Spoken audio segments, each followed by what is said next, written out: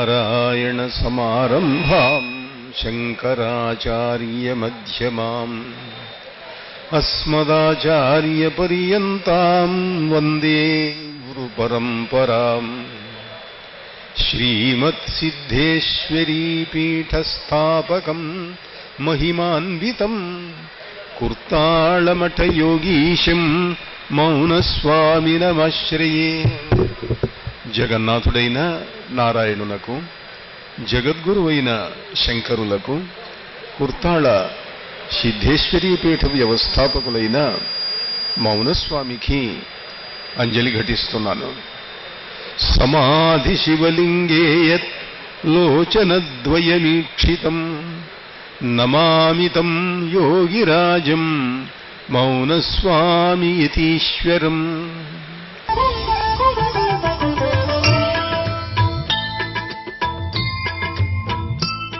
కృష్ణనామం చేయి, బృందావనేశ్వరిని స్మరించు. యమున ఒడ్డున వటము చెంగట కుంజ పుంజములందున పూల తేనెల వ్రాసి పెట్టిన పుస్తకం ఒకటున్నది. ఒక రహస్య గ్రంథం ఉన్నదయ్యా. యమున ఒడ్డున వటము చెంగట, ఈ వంశీవటం వటము చెంగట కుంజ పుంజములందున పూల తేనెల వ్రాసి పెట్టిన పుస్తకం ఒకటున్నది. రాసనాయిక రాధికా రత్నాంగుళీయక ముద్రతో నాకు దొరకెను నిన్ననే అది నందనందను కరుణచే. రాధాదేవి యొక్క అంగుళీయక ముద్ర ఉన్నది దాని మీద, ఆ పుస్తకం మీద, ఆ గ్రంథం మీద. కృష్ణుడి కరుణ వల్ల దొరికింది అయ్యా నాకు అది. అతి రహస్యం అతి రహస్యం అతి రహస్యము దానిలో, ప్రేమ వేద పురుకులున్నవి పెద్ద కాలము నాటివి. మామూలు వేదం కాదయ్యా అది, ప్రేమ వేదం ఉన్నది. గోపికలు పాడిన పాటలు అవి వినండి, అవి వినాలే. ఎట్లా వినిపిస్తుంది? ధ్యానం చేస్తే వినిపిస్తుంది. ఇవాళ మీరు బృందావనంలో నిధివనానికి వెళ్ళి ధ్యానం చేస్తే హరిదాస్ మహారాజ్ పాడినటువంటి మధురాతి మధురములైనటువంటి పాటలు ఇప్పటికి కూడా వాయుమండలంలో నిక్షిప్తమై ఉన్నాయి. అవి ఇప్పటికీ వినిపిస్తూ ఉంటాయి. హరిదాస్ మహారాజ్ అలా మధురాతి మధురములైనటువంటి దివ్యమైనటువంటి ఆ వేణునాదాన్ని, గోపికల యొక్క విశేషాలను మనకు భాగవతంలో వ్యాసుల వారు అందించినటువంటి దాన్ని పోతన గారు మధురాతి మధురంగా అందించారు. ఆ విశేషాలను స్మరిస్తూ మళ్ళీ భాగవతంలో ఇంకా అసలు మొట్టమొదట చెప్పవలసింది ఉన్నది. ఇవాళ ఏదో మరొక భావావేశంలో నుంచి అటువైపు వెళ్ళాము. భాగవతం ఎవరు ఎవరికి వినిపించారు? శుక మహర్షి పరీక్షిత్తుకు వినిపించాడు. ఆ పరీక్షిత్తుకు ఎందుకు వినిపించవలసి వచ్చింది? ఇవాళ చెబుదాం అనుకున్న కథ అది. అక్కడ ప్రారంభం అక్కడ కావాలి, అక్కడికి వెళ్ళాలి మనం. ఇవి మళ్ళీ వస్తాయి, ఎట్లాగో కృష్ణ కథ ఇవన్నీ కూడా రావాల్సినవి వస్తూ ఉంటాయి. ఇట్లా భీష్ముడు ధర్మరాజుకు సద్బోధ చేశాడు. అయ్యో, బంధువులనందరినీ చంపాను, చుట్టాలను చంపాను, ఇంతమందిని హింసించాను, వేల లక్షల మంది నా వల్ల మరణించారు. నేను నిజంగా ఇవన్నీ పరిపాలించటానికి అర్హుణ్ణేనా, ఈ రాజ్యాన్ని పరిపాలించటానికి అని బాధపడుతూ ఉంటే కృష్ణుడు అన్నాడు, మనం భీష్ముడి దగ్గరికి వెళ్దాం పదవయ్యా, ఆయన చెప్పింది విందాం అన్నాడు. భీష్ముడి దగ్గరికి వెళితే చెప్పాడు, నాయనా మీది ధర్మం, కృష్ణుడు ఏది చెబితే అది ధర్మం. ఆయన మీ చేత యుద్ధం చేయించాడు, మిమ్మల్ని గెలిపించాడు, ఆయన ఆజ్ఞ ప్రకారం పరిపాలించండి. మీరు ధర్మబద్ధంగా జీవిస్తున్నారు, మీలో ఏం తప్పు లేదు అని ధర్మరాజును ఓదార్చి చేశాడు. ఆయన చేసి కృష్ణుడితో చెప్తాడు, స్వామి నేనింకా వెళ్తానయ్యా ఈ ప్రపంచం విడిచిపెట్టి. భాగవత ప్రథమ స్కంధంలో భీష్మ నిర్యాణం, కృష్ణ నిర్యాణం, పాండవుల యొక్క గమనం, ఇంచుమించు ఇవన్నీ కూడా మొదటి భాగంలో వస్తాయి. భీష్ముడు కృష్ణుణ్ణి స్తోత్రం చేస్తాడు, స్వామి నీవు తప్ప ఎవరున్నారయ్యా నాకు? హయ రింఖాముఖ ధూళిధూసర పరిన్యస్తాలకోపేతమై రయజాత శ్రమతోయ బిందుయుతమై రాజిల్లునెమ్మోముతో జయమున్ పార్థునగిచ్చు వేట్క అని నా శస్త్రాహతిన్ చాలనొచ్చియు పూరించు మహానుభావు మదిలో చింతింతునశ్రాంతమున్. గుర్రపు కాలి డెక్కల ధూళి చేత ఒళ్లంతా దుమ్ము కొట్టుకొని ఉంటే, నేను వేస్తున్నటువంటి బాణాలకు తట్టుకోలేక అలసిపోతూ ఉండి కూడా ఆ అర్జునుణ్ణి యుద్ధం చేయిస్తున్నటువంటి మహానుభావుణ్ణి నేను స్మరిస్తున్నాను. త్రిజగన్మోహన నీలకాంతితనుద్దీపింప ప్రాభాత నీరజ బంధు ప్రభమైన చేలముపయిన్ రంజిల్లా నీలాలకౌరజ సంయుక్త ముఖారవిందమతి సేవ్యంబై విరాజిల్లా మా విజయుంచేరెడు వన్యకాడు మదినావేశించునెల్లప్పుడున్. భువనములను మోహింపజేసేటువంటి నీలకాంతి అలా ప్రభాతకాలపు సూర్యుడి కాంతితో ప్రకాశించేటువంటి వస్త్రం పైన ప్రకాశిస్తూ ఉంటే, అలరారుతూ ఉంటే, నల్లని కురులు అలా వేలాడుతూ ఉంటే, మా విజయుడి దగ్గరికి అర్జునుడి దగ్గరికి వస్తున్నటువంటి కృష్ణుణ్ణి నేను సంస్మరిస్తున్నాను అని అంటాడు. నరు మాటల్ విని నవ్వుతో ఉభయసేనా మధ్యమక్షోణిలో పరులీక్షింపరదంబు నిల్పి పరభూపాలావళింజూపుచున్ పరభూపాయువులెల్ల చూపులన శుంభత్కేళి వంచించు అప్పరమేశుండు వెలుంగుచుండెడు మనఃపద్మాసనాసీనుడై. అర్జునుడు చెబుతున్నాడు, నేను యుద్ధం చేయలేను, బంధువులను చంపడం ఎట్లా, ఇవన్నీ ఎట్లా అంటే నవ్వుతున్నట్ట ఆయన. ఉభయసేనా మధ్యమక్షోణిలో పరులిక్షింపరథంబు నిలిపి పరభూపాలురు శత్రురాజుల యొక్క ఆయువులను అన్నింటినీ కూడా తన చూపుతోనే హరిస్తూ ఉన్నట్ట ఆయన.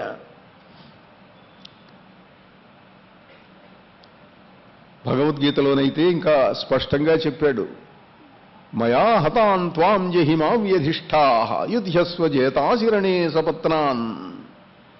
నా చేత చంపబడ్డ వాళ్ళందరినీ కూడా నువ్వు బాణాలు వేసి కొట్టవయ్యా, వాళ్ళు కింద పడతారు అన్నాడు. తన చూపులతో శత్రురాజుల ఆయువులను హరిస్తుంటాడు అని పోతర గారు చెప్తుంటే, మయైవేతే నిహతాః పూర్వమేవా నిమిత్తమాత్రం భవ సవ్యసాచిన్. వీళ్ళంతా నా చేత ఇదివరకే చంపబడ్డారు, నువ్వు బాణాలు వేస్తే వాళ్ళు కింద పడి నీ వల్ల మరణించారన్న కీర్తి నీకు వస్తుంది అంటాడు. అదేమిటండి, యుద్ధమే మొదలు కాలేదు, యుద్ధం మొదలు కాకముందే వీళ్ళంతా నా చేత చంపబడ్డారు అని కృష్ణుడు చెబుతున్నాడు భగవద్గీతలో. ఏమిటి విచిత్రం అంటుంది. యోగశాస్త్ర రహస్యములు తెలిసిన వాళ్ళకి ఇది విచిత్రం కాదు. ప్రతి మనిషికి కూడాను యాస్ట్రల్ బాడీ, సూక్ష్మ శరీరం, ఆకాశ శరీరం ఉంటుంది. స్థూల శరీరం, సూక్ష్మ శరీరం. మా పూర్వజన్మలో చేసినటువంటి కర్మలన్నీ ముందు సూక్ష్మ శరీరం మీదికి వస్తాయి, యాస్ట్రల్ బాడీ మీదికి వస్తాయి, అక్కడి నుంచి ఫిజికల్ బాడీ మీదికి ట్రాన్స్ఫర్ అవుతాయి. భీష్ముడి యొక్క యాస్ట్రల్ బాడీ కట్ చేయబడింది కాలపురుషుడైన కృష్ణుని చేత. 10 రోజులు యుద్ధం చేసిన తర్వాత ఎవడు యుద్ధం చేసినా చేయకపోయినా భీష్ముడు పడతాడు ఆమెన. ఆ తర్వాత 5 రోజులకు ద్రోణాచార్యులు కింద పడతాడు, తప్పదు. యుద్ధం చేయకుండా ఇంట్లో కూర్చున్నా పడతాడు. ఎందువల్లనంటే వాళ్ళ సూక్ష్మ శరీరములు ఖండితములైనవి గనుక కాలపురుషుని చేత. మయైవేతే నిహతా పూర్వమేవా, వీళ్ళంతా నా చేత ఇదివరకే చంపబడ్డారు. నిమిత్తమాత్రం భవ సవ్యసాచిన్, నువ్వు నిమిత్తమాత్రుడివిగా బాణాలు వేయి, వాళ్ళు కింద పడతారు. ఇట్లా పరభూపాయువులెల్ల చూపులన శుంభత్కేళి వంచించున పరమేశుండు. ఆయన చూపులతోటే వాళ్ళ ఆయువులను హరిస్తున్నాడు. అలా భీష్ముడు కృష్ణ భగవానుని సంస్మరించి ఆయన శరీరంలో నుంచి ప్రాణములను అలా పంపించేశాడు, వెళ్ళిపోయినాడు ఆయన పైకి. భీష్ముడు యొక్క మరణం పరమపదించటం ఒక అద్భుతమైనటువంటి దృశ్యం. ధర్మరాజాదులు వచ్చారు, రాజ్యాన్ని పరిపాలిస్తున్నారు. ఆ సమయంలోనే కృష్ణుడు, అమ్మా నేను ఇంక వెళ్ళొస్తాను తల్లి, ద్వారకకు వెళ్తాను. వీళ్ళందరూ ఇంకా ధర్మరాజును కూర్చోబెట్టి, నేను ఇంకా వెళ్తానయ్యా, చాలా కాలం అయింది వచ్చి, యుద్ధాలు చేశాము, గెలిచాము, అంతా అయిపోయింది, మా ఊరికి పోయి చాలా కాలం అయింది, వెళ్ళొస్తాను అన్నాడు. వెళ్ళొస్తానంటే కుంతీదేవి అప్పుడు అన్నది, నాయన నా కోరికలన్నీ తీర్చావురా తండ్రి, అమ్మా నీకు సంతృప్తి కలిగిందే అత్త అని అడిగాడు కృష్ణుడు.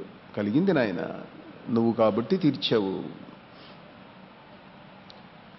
యాదవులందు పాండవులయందు అధీశ్వరా నాకు మోహ విచ్ఛేదము చేయుమయ్యా. ఘనసింధువు చేరెడు గంగభంగి నీ పాద సరోజ యుగ్మకముపై అనిశంబు మదీయ బుద్ధి అత్యాదర వృత్తితో నిలుచునట్లుగా చేయగదయ్య ఈశ్వరా. పుట్టిల్లు మెట్టినిల్లు యాదవుల ఇంటి నుంచి వచ్చాను, పాండవుల ఇంటికి వచ్చాను నేను. ఈ ఇద్దరి మీద కూడా నాకు ఇంకా మోహం లేకుండా చేయి స్వామి, మోహ విచ్ఛేదము చేయుమయ్యా. జీవితంలో ఎన్నో కష్టాలు పడ్డాను, కానీ అన్నింటినీ తీర్చి నా బిడ్డలకు రాజ్యం ఇప్పించావు తండ్రి నువ్వు. నాకు ఆశ్చర్యం వేస్తుంది కృష్ణ, ఇంతటి వాడివి నువ్వు అంటే. కృష్ణుడు పెద్దవాడైన తర్వాతనే కుంతీదేవి చూసింది, చిన్నప్పుడు ఆ బాల్య క్రీడలు చూడలే. ఆమెకు ఆశ్చర్యం పడుతూ అంటుంది, కోపముతోడా నీవు దధి కుంభము భిన్నము చేయుచున్నచో గోపిక త్రాటగట్టిర వికుంచిత సాంజన బాష్పతో యధారా పరిపూర్ణ వక్త్రము కరంబుల ప్రాముచు వెచ్చనూర్చుచుల్ పాపడవై నటించుట కృపాపరా నామది చిత్రమయ్యడున్. చిన్నప్పుడు నువ్వు అల్లరి చేస్తుంటే ఆ గోపికెవరో నిన్ను తాడుతో కట్టేసిందిట యశోద. నువ్వేమో తాడుతో గడితే బాధపడుతూ ఏడుస్తూ ఆ కాటుక కళ్ళల్లో నీరు వస్తూ ఉంటే అవన్నీ ఇలా తుడుచుకుంటూ ఊర్పులు విడుస్తూ ఉన్నావుట. ఎట్లా నటించావయ్యా నువ్వు? నాకు చాలా ఆశ్చర్యంగా ఉంది. పాపడవై నటించుట కృపాపరా నామది చిత్రమయ్యడున్ అంటుంది కుంతీదేవి. శ్రీకృష్ణ యదుభూషణ నరసఖా శృంగార రత్నాకరా లోకద్రోహి నరేంద్ర వంశదహనా లోకస్తుత దేవతానీక బ్రాహ్మణ గోగణార్తిహరణ నిర్వాణ సంధాయక నీకు మృక్యద త్రుంపవే భవలతల్ నిత్యానుకంపానిధి. స్వామి యదుభూషణ నరసఖుడివయ్యా నువ్వు, మా అబ్బాయికి నువ్వు ఎంత ప్రాణమిత్రుడివి నువ్వు. లోకద్రోహి నరేంద్ర వంశదహన లోకద్రోహులైన నరేంద్రుల రాజులందరినీ నాశనం చేశావయ్యా నువ్వు. అలా ధర్మరక్షణ కోసం వచ్చినటువంటి మహాపురుషుడివి నువ్వు, అవతారమూర్తివి. నాకు వైరాగ్యం కలిగేట్లు చెయ్యి, నాకు జ్ఞానం కలిగేటట్లు చెయ్యి అని కుంతీదేవి ప్రార్థిస్తే, అమ్మా అట్లగే అత్త నీవు కోరినట్లే జరుగుతుందిలేని ఆమెను ఓదార్చి ఆ ద్వారకకు వెళ్ళాట. ద్వారకకు వెళ్ళిన దృశ్యం వ్యాసుల వారు రాసిన దానికంటే కొంచెం భిన్నంగా తీసుకొచ్చారు పోతన్న గారు. కృష్ణుడు సర్వేశ్వరుడు ద్వారకకు వెళ్ళిన తర్వాత భార్యల ఇళ్లకు వెళ్ళాట. భార్యల ఇళ్లకు వెళ్ళి ఆయన వాళ్ళను పలకరించిన తీరు చాలా చిత్రంగా ఉంటుంది. మామూలు ఇళ్లలో ఏదైనా గృహస్థుడు ఎక్కడికైనా దూర ప్రదేశానికి వెళ్ళి పాతకాలపు రోజుల్లో కొన్ని నెలల తర్వాతనో ఎప్పుడో తిరిగి వచ్చాడనుకోండి, వస్తే ఇంట్లో ఎట్లా ఉన్నదో ఏమిటో, ఇంట్లో మా భార్య బిడ్డలు ఎట్లా ఉన్నారో, వాళ్ళు ఇన్నాళ్ళు సరిగ్గా ఉన్నారో లేదో, వాళ్ళకి ఇంట్లో కావాల్సిన సరుకులన్నీ ఏమున్నాయో లేదో, నేను ఇచ్చిపోయిన డబ్బు సరిపోయిందో లేదో, ఈ ప్రశ్నలు వేస్తాడు కృష్ణుడు వాళ్ళను. చాలా చిత్రంగా ఉంటుంది. ఎక్కడి కృష్ణుడు? రుక్మిణి, మహారాజులు, చక్రవర్తులు కొడుకుల్ భక్తి విధేయులదురు గదా, కోడండ్రు మీ మాటలను కడబల్ చేయక ఉందురా. కొడుకులు చెప్పిన మాట వింటున్నారమ్మా పిల్లలు? ఈ రోజులో చూస్తున్నాం మనం, మా పిల్లలు చెప్పిన మాటలు వింటం లేదండి. కొడుకుల్ భక్తి విధేయులవుదురు గదా, కోడండ్రు మీ మాటలను కడబల్ చేయక ఉందురా. ఇవన్నీ కాదు, ఇంట్లో ఉన్నటువంటి వస్తువులన్నీ సరిగ్గా సరిపోతున్నాయా, ఏమి ఇబ్బంది పడలేదు కదా ఇన్నాళ్ళు అంటాడు కృష్ణుడు రుక్మిణితోటి సత్యభామతోటి. చాలా చిత్రంగా ఉంటుందంటే ఒక మధ్యతరగతి సంసారి ఏ రకంగానైతే తన భార్యలను బిడ్డలను పలకరిస్తాడో, వస్తువులు కడవలు కావు కదా భవన్ నిలయముల్, మీ ఇళ్లలో వస్తువులన్నీ కూడా ఉన్నాయా, పప్పు ఉప్పు బియ్యం అన్నీ సరిపోతున్నాయా, నేను వెళ్ళేటప్పుడు ఇచ్చిపోయిండే డబ్బు సరిపోతుంది అన్నట్టు ఇట్లా ప్రశ్నలు వేయిస్తాడు. మూలంలో లేదనుకోండి, వ్యాసుల వారు రాసిన దాంట్లో లేదు, కానీ పోతన గారు ఇలాంటి చాలా చమత్కారాలు. పోతన గారు భాగవతంలో సంస్కృతంలో వ్యాసుడు రాసిన దానికంటే భిన్నములైనటువంటి కొన్ని వేల పద్యాలు రచించాడు ఆయన. నేను భాగవతం మీద రీసెర్చ్ చేసేటప్పుడు ఆ పద్యాలన్నీ ఏవేవి వ్యాసుడు చెప్పనివి పోతన గారు రాశాడు అన్న సంగతి నేను రాసి వాటి నెంబర్లతో సహా ఒక పెద్ద లిస్టు తయారు చేస్తే అవి కొన్ని వేల పద్యాలు అయినాయి. అలా కడమల్ కావు గదా భవన్ నిలయముల్ కాంతా, మీ ఇంట్లో ఏవి ఇబ్బంది కలగలేదుగా, వస్తువులు నిండుకోలేదు కదా. ఇలా ద్వారకలో ఉన్నాడు, వాళ్ళతో సుఖంగా కొన్నాళ్ళు గడిచింది. అప్పటికి కృష్ణుడి యొక్క వయస్సు భారత యుద్ధం నాటికి కృష్ణుడు 90 సంవత్సరాలు, వీళ్ళందరూ కూడా 1-2 సంవత్సరాల తేడాలు. భారత యుద్ధం నాటికి పాండవుల వయస్సు కానీ కౌరవుల వయస్సు కానీ కృష్ణుడి వయస్సు కానీ 90 సంవత్సరాలు. తర్వాత 36 సంవత్సరాలు ధర్మరాజు రాజ్యం చేశాడు. అప్పుడప్పుడు వస్తుండేవాళ్ళు పోతుండేవాళ్ళు. పోతూ ఉంటే ఒకసారి అర్జునుడు చాలా కాలమైంది కృష్ణుడిని చూసి వస్తాను అని ధర్మరాజుతో చెప్పి, పెద్దల ఇంట్లో చెప్పి హస్తినాపురం నుంచి బయలుదేరి ఆయన ద్వారకకు వెళ్ళాడు. ద్వారకకు వెళ్ళాడు. ఏదో వెళ్తే ఆ రోజుల్లో ఏంటంటే కొన్ని నెలలు ఉండేవాళ్ళు, వెంటనే ఏదో ఇప్పుడు పోయి పొద్దున పోయి సాయంకాలం రావటం కాదు, ఇప్పటిలాగా విమానాల్లో తిరగటాలు ఇట్లాంటివి కాదు. వెళ్ళి కొంతకాలం అయిన తర్వాత ఇంకా తిరిగి బయలుదేరదామని అనుకుంటుంటే అక్కడ చాలా విచిత్రమైన సంఘటనలు జరిగినాయి. ఈ రాకపోకలలో ఒకసారి వెళ్ళినప్పుడు అర్జునుడు వెళ్ళేసరికి, చివరిసారి వెళ్ళేసరికి కృష్ణ నిర్యాణం జరిగింది. ఈయన ద్వారకకు వెళ్ళేసరికి, అర్జునుడు వెళ్ళేసరికి జరిగిన సంఘటనలు చాలా దారుణమైన సంఘటనలు జరిగినాయి. యాదవులు వాళ్ళలో వాళ్ళు పోట్లాడుకొని ఒకళ్ళనొకళ్ళు చంపుకున్నారు. బలరాముడు కూడా తన స్వరూపాన్ని విడిచిపెట్టి ఆదిశేషుడిగా వెళ్ళిపోయినాడు. కృష్ణుడు వెళ్ళిపోయినాడు. చాలా దారుణమైన భయానకమైన బాధాకరమైనటువంటి సంఘటన జరిగింది. నిమిత్త మాత్రంగా ఒక కోయవాడు బాణం వేశాడు. కృష్ణుడు యాదవులందరూ కూడా మరణించిన తర్వాత, వాళ్ళలో వాళ్ళు పోట్లాడుకొని మరణించిన తర్వాత ఆయన ఏదో ఒక చోటికి వెళ్ళి అలా కాలి మీద కాలు పెట్టుకొని ఇలా కాలు ఆడిస్తూ ఉన్నాడు. అది ఏదో చిన్న జంతువు అనుకొని ఒక బోయేవాడు బాణం వేశాడు. ఆ బాణం తగిలి ఆయన మరణించాడు. బాణం తగిలితే మరణిస్తారా? ఏదో కాలిలో ఒక వేలికి బాణం తగిలితే మరణించడమే ఉంటుంది. దాని ఒక ఆధారం నిమిత్తం చేసుకున్నాడు కృష్ణుడు.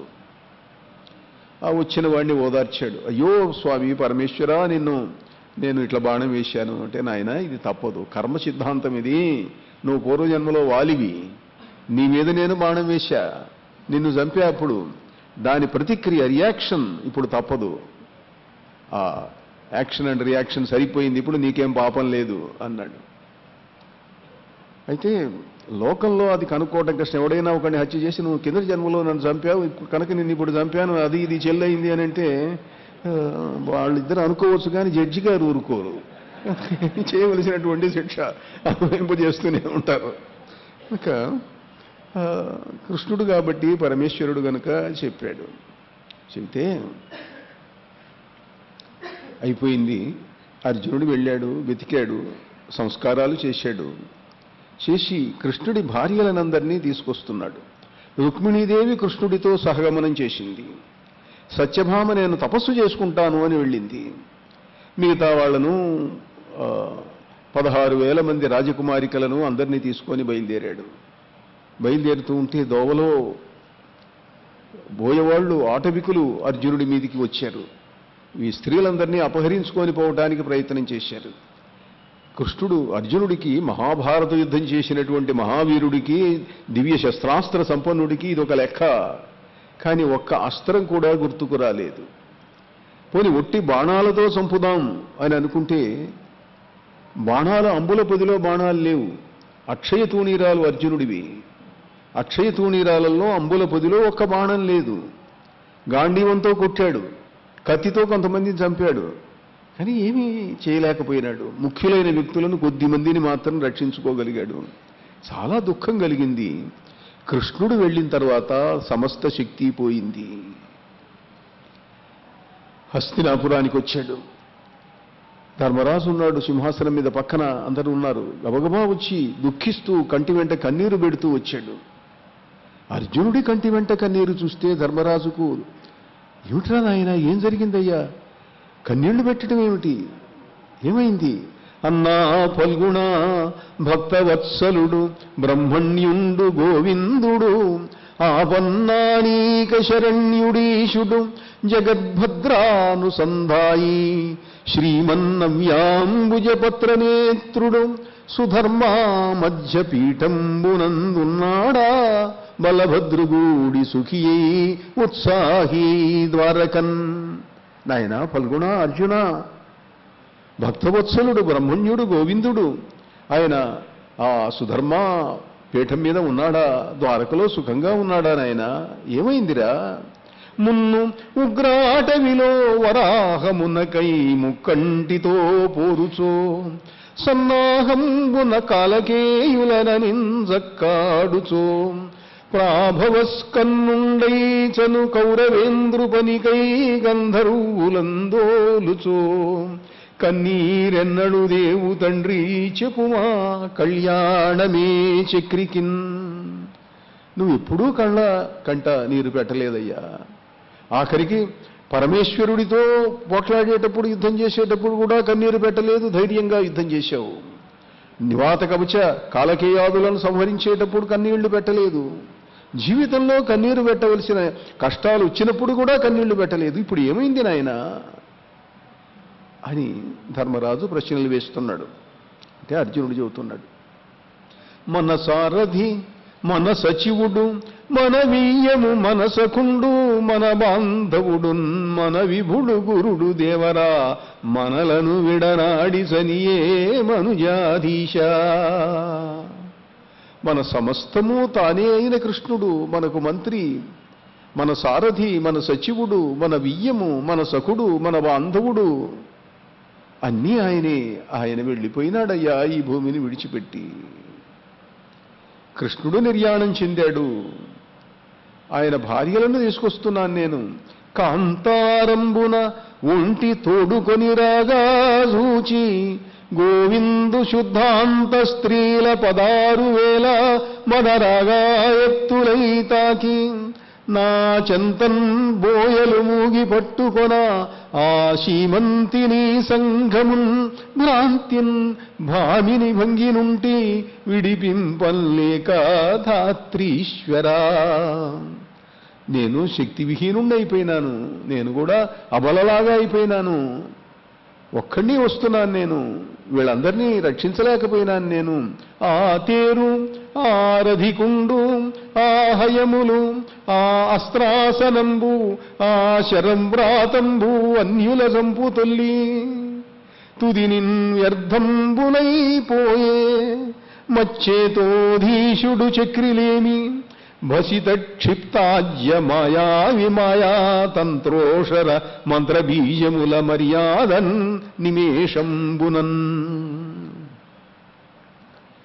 ఆ మహారథం, ఆ రధికుడు నేను, ఆ గుర్రాలు, ఆ అస్త్రాసనము, ఆ బాణములు అన్నీ ఇదివరకు శత్రువులను చంపినవయ్యా. ఇప్పుడు తుదిన్ వ్యర్థంబులైపోయే, అన్నీ వ్యర్థమైపోయినాయి, ఒక్కటి పనిచేయలేదు. ఎందువల్ల?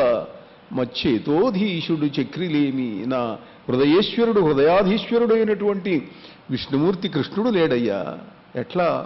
భసిత క్షిప్తాజ్య మాయావి మాయా తంత్రోషర మంత్రబీజముల మర్యాదన్. ఇక్కడ 2-3 అర్థాలు చెబుతారు ఈ సమాసానికి. బూడిదలో పోసిన పన్నీర్లాగా అన్నట్లు ఒక అర్థం. ఇంద్రజాలికుడు ఏ రకంగానైతే ఓ భూమిలో మట్టిలో బూడిదలో చెట్టును విత్తనం వేసి చెట్టు మొలిపిస్తాడు, ఆ చెట్టు పెరుగుతుంది, పళ్ళు ఇస్తుంది, ఆ పళ్ళు మనతో పక్కన ఉన్న వాళ్ళకి ఇస్తుంటాడు, తినిపిస్తుంటాడు, కాసేపటికి అంతా మాయమైపోతుంది. అట్లా అంతా మాయమైపోయిందయ్యా. ఇంద్రజాలికుడు ఒక మాయావి, ఇంద్రజాల భయేంద్రజాల టక్కు టమార గజకర్ణ గోకర్ణ విద్యలని వెనక చెబుతూ ఉండేటువంటి వాళ్ళు. అట్లా అయిపోయింది. మాయావశమున సమస్తం కూడా మాయమైపోయినాయి. ఏమీ లేదయ్యా నా దగ్గర ఇప్పుడు అని ఏడ్చట్.